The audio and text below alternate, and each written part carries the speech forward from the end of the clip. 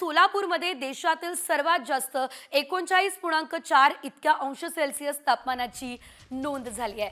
विशेष म्हणजे अजून एप्रिल आणि मे महिना येणं बाकी आहे। मार्च महिन्याला आता कुठे सुरुवात झालेली आहे। असं असताना आता तापमानात एवढी वाढ झाली आहे की नागरिकांच्या अंगाची अक्षरशः लाहीलाही होते।